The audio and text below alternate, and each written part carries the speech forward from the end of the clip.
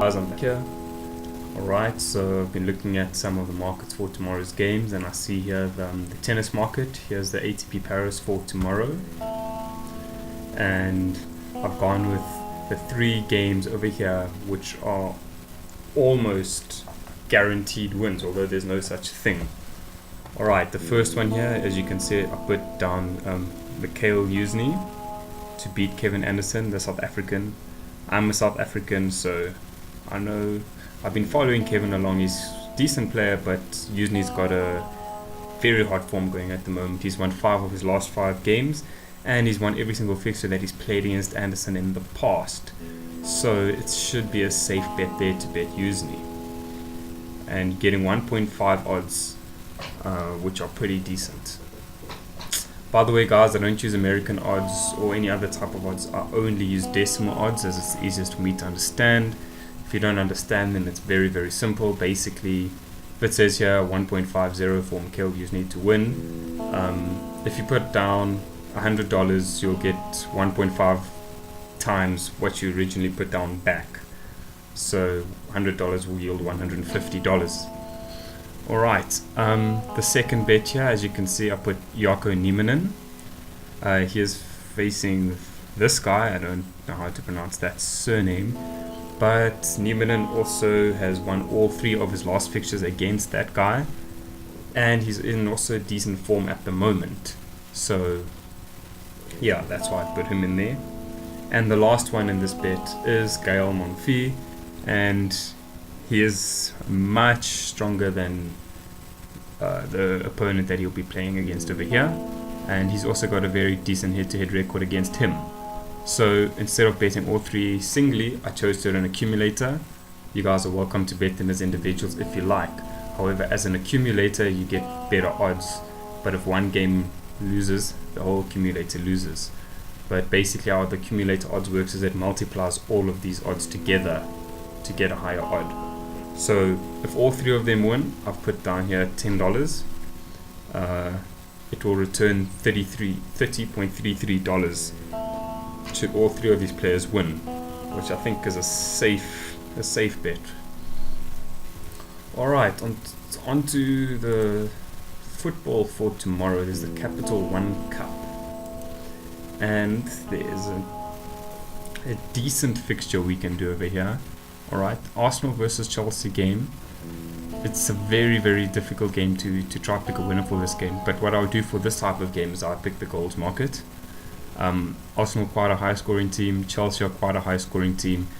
There's a very, very good chance that there's going to be more than 1.5 goals in this game, so that's exactly what I'm going to bet. Go more markets, I'm going to go goals, alternative total goals, and we're going to say over 1.5 goals. So as long as there's 2 goals in that game, whether it be 1-1 or 2-0, we're good. That's a win. Okay. The next bet we're going to do here is Birmingham versus Stoke. Both of these teams aren't high scoring, so what we're going to do is we're also going to go for the goals market.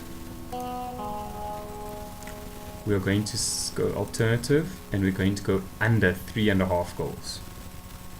So as long as there's not 4 goals in the game, it will be good. Even if it's 2-1, it's still a win. As long as it's not 2-2 or 3-1, we're all good to go. Alright. Burnley versus West Ham. I'm going to do the exact same bet. They're both not high scoring team. West Ham, although they beat Spurs 3-0, they're not in hot form at the moment as well. So we're going to go goals market, alternative total goals, and we're going to say under 3.5. Okay.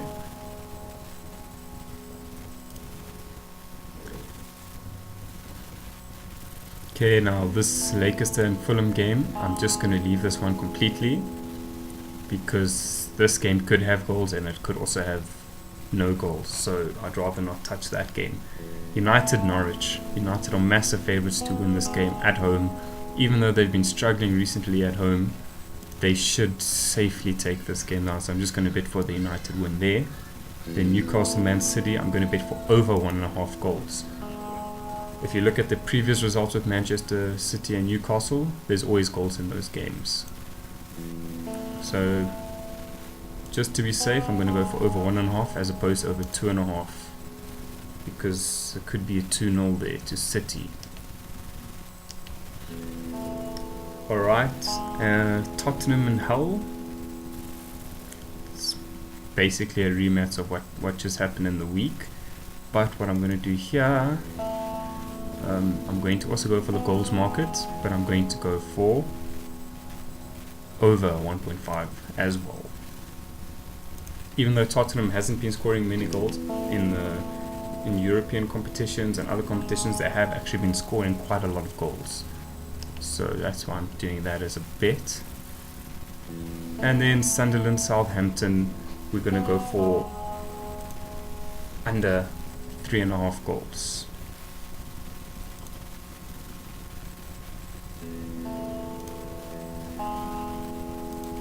And there we go. Okay, I've got now a 7-teamer going over here.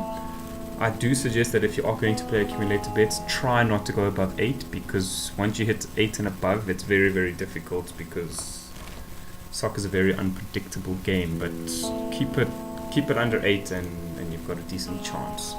So what we're going to do over here is we're going to put another 10.